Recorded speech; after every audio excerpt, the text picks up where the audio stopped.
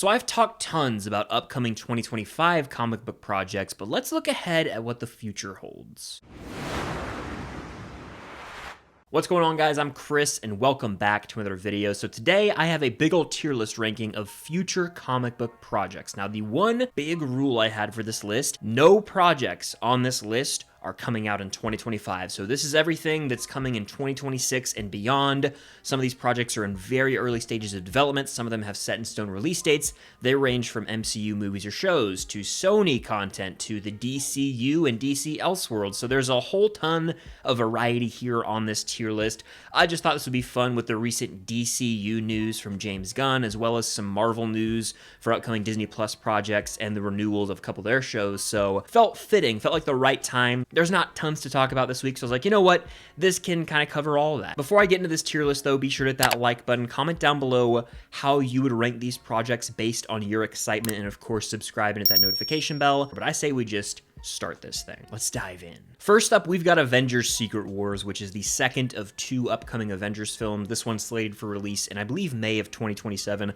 And I ruffled some feathers the last time I did a ranking with this. You know, I said, I'm curious, and I'm going to stand by that. I'm curious about this movie, but I can't say I need it now. I can't say I'm outright excited, because I have to see how Avengers Doomsday does. If that movie's a stinker, which there's a chance it could be, I don't know if I'll be as excited for this one. So I'm curious about Secret Wars, how many big name actors from past Marvel projects are gonna make cameo appearances. That's like the big question. And honestly, it's sad, but that's kind of gonna be a major selling point here. But more importantly, how will this follow up Doomsday? What projects that release between Doomsday and Secret Wars will bridge the gap? Lots of questions. So this one's a big question mark for me. Obviously, I'm still excited, but I can't say I'm like, oh, I'm outright pumped. I'm really excited. That's kind of what that tier would signify. So I'm curious more than anything, and curiosity outweighs excitement here. That's why it's in this tier. Next up, we've got The Punisher Special, which was announced, I believe, today as of filming this. Jon Bernthal is going to be in a Marvel Studios Disney Plus special. I believe he's even going to be involved in like the behind-the-scenes production of it as well, which is awesome. I love this character. The first two seasons of that Netflix show, well, there are only two, so I don't know why I said the first two, but the only two seasons rule, and there are some days where I'm like, I actually prefer that to Daredevil. Very steaming hot take, I'm aware. Now, I feel like my excitement for this will ramp up more once I watch Daredevil Born Again play out, but he's back, Bernthal's back, and anything he does moving forward, I trust him. He cares so much about this character, the Punisher, Frank Castle. He wants to do him right. And I've even had the privilege of meeting him at a convention, and he kind of said that without saying it. He was like, yeah, that initial version of Daredevil Born Again was trash. You can go watch my vlog. He kind of hinted at that. But I'm going to say, honestly, ooh, am I outright excited or curious? That's where it gets difficult. I think I'm going to say, as of right now, I'm curious, because with it just being a special presentation, this could mean it's only 50 minutes long. I would much rather the Punisher have his own project, like a movie or a full-on 8-episode TV show, because I think he deserves it. So I'm going to say I'm curious. I will put it right here, and I'm curious. I have confidence, but I kind of have to see where he's at as a character in Born Again before I can full-on say I am pumped for that thing. Next, we got The Batman, The Brave and the Bold. This is going to happen, maybe? Question mark? Who knows? This is going to be DCU's Batman, so James Gunn's DC Universe. I don't think this is going to happen anytime soon. I feel like all the priority in terms of Batman is on The Batman 2. More on that later. I'm going to say when it comes to this, I'll go with Batman, The Brave and the Bold, because I don't want there to be two Batmans right now. I know Pattinson and Matt Reeves probably want their Batman to be separate from the universe and to each their own. I don't want that trilogy of films to be brought down by it taking place in a greater universe. I think they function better as their own thing, but at the end of the day, with two Batmans, it could get a little too confusing. We just had Ben Affleck. Clooney showed up at the end of The Flash. I mean, it could just be too much. So with Andy Muschietti, I believe, attached to direct as of now, that's not the most, let's say, exciting or inspiring choice. He did The Flash, which I'm not a fan of, so on that movie, just because I don't want there to be an overabundance of Batman. By the way, as we sit here talking about this, I'm like, something feels off. It's because this needs to be, and I'm excited. The Punisher's the freaking man. If Bernthal's coming back, even if it's for a 50-minute special, sign me the hell up. And with Werewolf by Night being maybe the best special presentation, or even Guardians Holiday Special, like, those usually hit, and I think they could deliver, hear me out, a crazy one-take Punisher short or like 50-minute thing. Give it to me. Next, we have Armor Wars, which I flat out don't care about. And the reason I'm putting it there as we speak is because I don't think this is ever going to see the light of day. This is one of those projects that I think was announced damn near in 2020. It's really gone nowhere. At one point, it was going to be a movie. I think right now they're saying it's going to be a movie, but I think it was actually supposed to be a show or a special presentation. This is not going anywhere. There's no momentum for this project. I think it's going to get permanently shelved pretty soon, and they'll announce it, honestly, by the end of this year. Next, we've got Marvel Studios' X-Men movie. There have been tons of casting rumors. That's another reason I wanted to make this video, is as you see in this picture, this tiny little picture, you've got Sadie Sink rumored to be playing Jean Grey, Harris Dickinson, and Julia, what's her name? Julia Butters, I believe her name is. I could be remembering that, but she's from Once Upon a Time in Hollywood. And so there are casting rumors galore about this X-Men movie, and I believe that post-Secret Wars, X-Men is going to be the push for Marvel Studios. They're not going to do a full-on, like, hard reset, but they are almost going to take the main MCU timeline and put it in another universe. So everything we've watched will still be MCU, and the new stuff they put out will still technically, by definition, be MCU. But I just think they're really going to go in on the X-Men and Fantastic Four, because people want fresh stories, fresh characters. Look at the success of Deadpool and Wolverine. You could argue an X-Men film more than anything else, right? So I think they're heading in the X-Men direction. People want that, and the Avengers can't be around forever. I know that's going to make money, the Avengers movies, but you can't just have the Avengers forever, I don't think. And so maybe you go the X-Men route. But I'm going to say, honestly, I'm kind of excited for this one, guys. Even though we don't know too much, I'm going to put it at the top of I'm excited just because the future's bright. Give us a Marvel Studios X-Men film. The casting rumors have me excited. And so with us, you know, basically starting fresh with the X-Men, how can I not be excited, you know? Next, we have The Boys Season 5, which I totally forgot.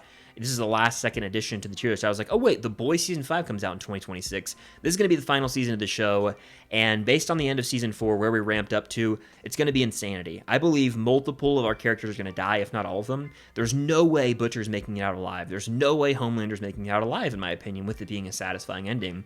I'm very excited for The Boys Season 5. Gen V is going to kind of bridge the gap this year, which I hope we get official, like, a release date soon. I believe it's going to come out in the fall if I had to put money on it. I'm pumped for this. I'm going to say I'm excited. I'll split the difference, putting it right there, because Season 4 ended with a bang. Was it the best season as a whole? No. Had its ups and downs, but man, did it end and get that momentum going with, you know, Butcher not really being Butcher anymore, Homelander full on having like the government backing him. It's insanity, really is. Next, we've got 3 shows in a row that were announced, I believe, yesterday.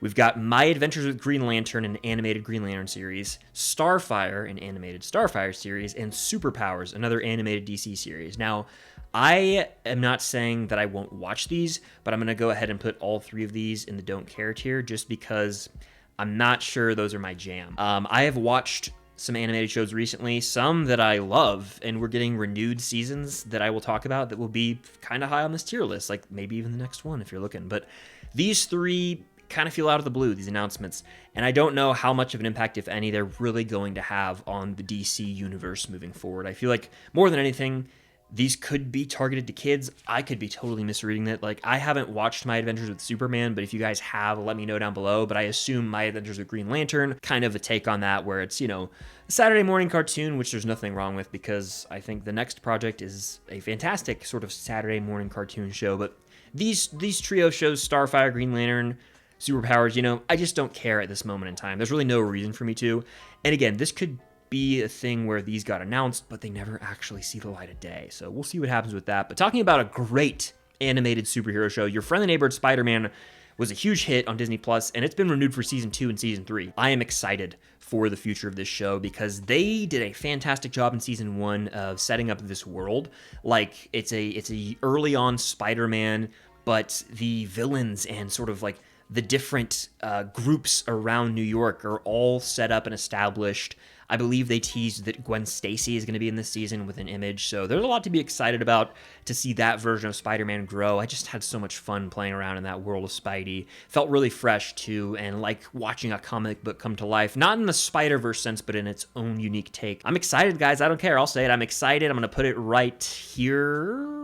Right there seems appropriate. Again, Season 2 and Season 3 renewal, bring it on. Next, we've got Waller. I don't really care, guys. Like, Amanda Waller's been a interesting side character in various DC projects, from Suicide Squad to The Suicide Squad to Peacemaker to Creature Commandos, but to have her own show, I don't care. I would say that I'm more interested than anything else in that tier right now with a Waller show, just because Viola Davis can bring it. Like, there are multiple scenes where she plays that character, and I'm like, damn, this really is an Academy Award-winning actress. Her having her own show, very unnecessary. I feel like it's one that'll get shelved. Next, we've got Spider-Man Beyond the Spider-Verse.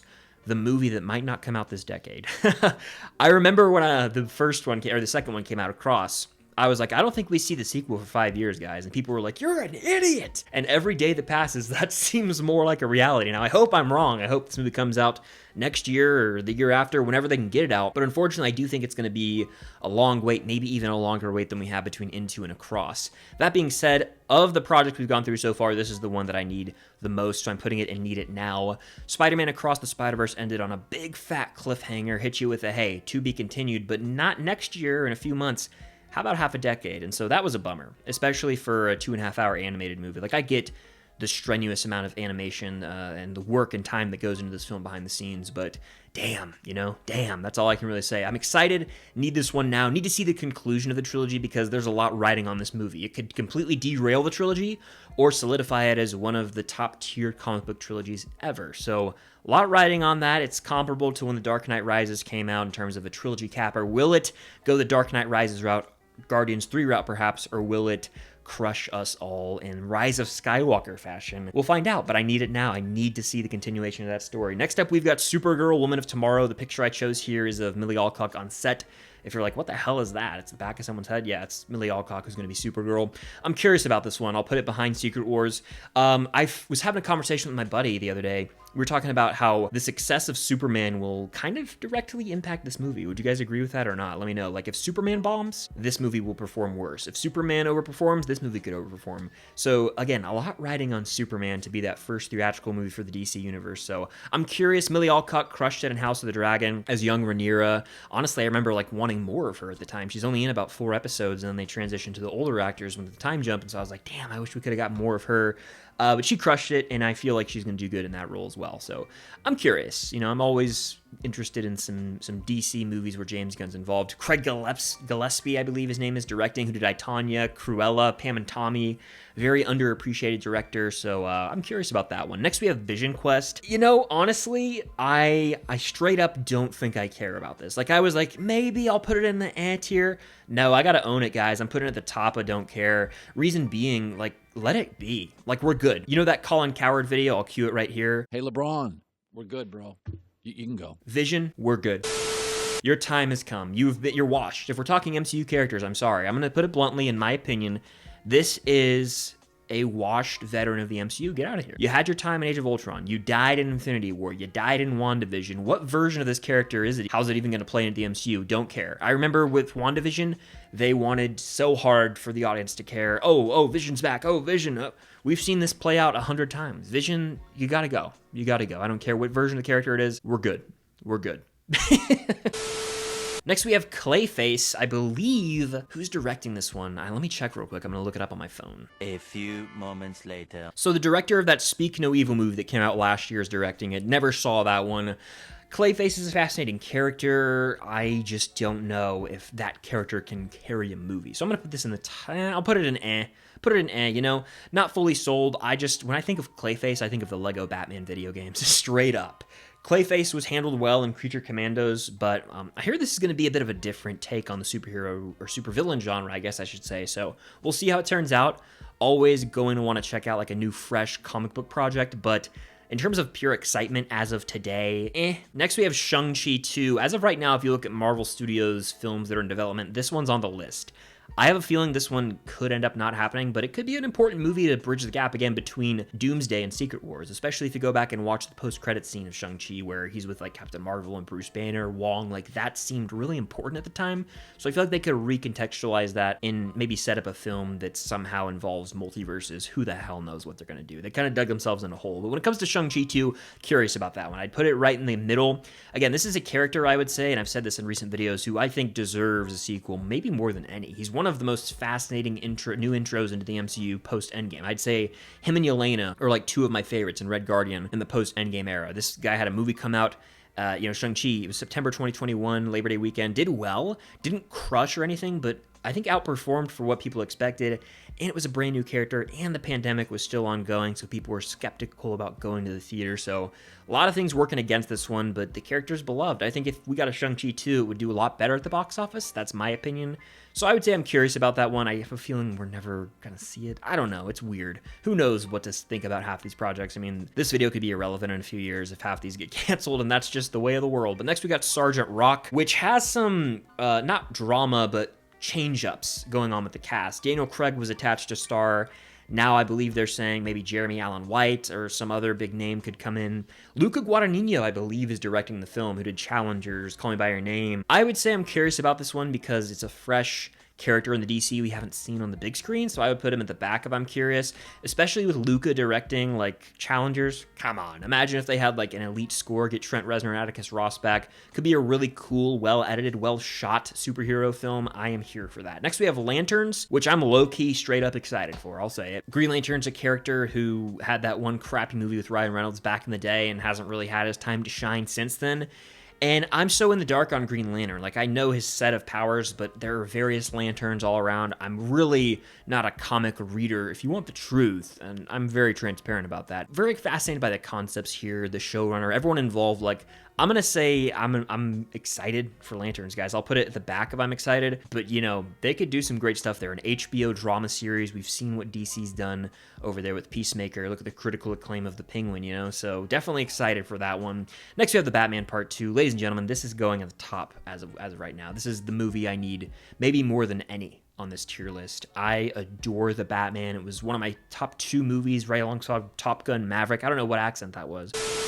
Right alongside Top Gun Maverick in 2022. This is long awaited. It'll have been about 5 years, I want to say, when it finally comes out. So get the ball rolling on this thing. I mean, patience is key, but damn, for a movie that's 2.5 hours, it's not like it's a 10-hour TV show with huge special effects. It's just a Batman movie, you know? And I love Batman, but it's gonna be about a 3-hour movie tops. Shouldn't have taken this long. I mean, take your time, but at the same time, let's go, you know? I'm pumped. I think it's gonna rule. They're gonna start filming at some point this year, maybe the end of the year, I'm hearing right now. Pattinson back, maybe a more advanced Batman. We get to see that Bruce Wayne persona develop more, but the big question I have here is who is going to be the main villain?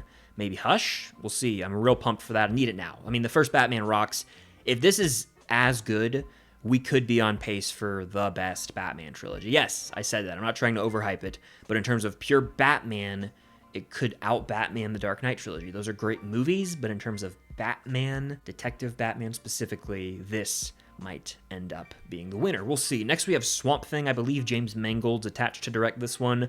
That alone has me curious. I'll put it right here. This could be a sort of horror film for DC. I have a weird feeling, again, there could be development issues behind the scenes with this one, but gotta be curious. You know, James Mangold, he's a very solid director. Next, we have Blade, another one of those MCU movies that feels like it's just never gonna happen. It was announced forever ago. I'm putting it at the top of The reason being is I just don't think it's gonna happen. I've said this in recent videos, but honestly, if this movie was like filming and we knew it was coming out, I'd probably say, yeah, I'm excited for that one. But because of the constant behind the scenes switch-ups with directors, writers, release dates, I mean, it's hard to generate really any curiosity or excitement because it seems like it's a dead end. It's really heading nowhere, which is upsetting, but we'll see. Next, we've got The Authority. Rumor is that there's really not a lot of progress on the development of this show. I believe this is a new group of characters, but I'm still going to put it in don't care, like right here. It's just hard for me to care about, you know, a group of characters I know literally nothing about, including the cast or the directors or the project itself. Like, I don't know anything about The Authority. I'm sure it's a very cool IP, but I just don't care because I don't know anything. Next, we have a Teen Titans movie. I think this is going to be live action. I could be completely off base there. I'm not sure, but, you know, I'll go don't care with this as well. I seem like a hater right now, probably, but I haven't watched Teen Titans since I was a young lad on the Cartoon Network way back in the day, you know? Way back in my day. I'm an old head now, I guess, right? This somewhere like right here, because, you know, I put it at the top, I don't care, give it a little bit of respect, but at the same time, like, are these going to be like live action characters that are in the DC universe? I don't know. I mean, when the DCU was announced, it was like, it seemed like they were going to have a pretty clear plan, and now like there's like 30 projects. Now it's not really being hyperbolic here, but what's the vision? I don't know. It's scary. Next we have Black Panther 3, which is in development at Marvel Studios. Denzel Washington is going to be in the movie. He revealed that, which has me automatically in the curiosity tier.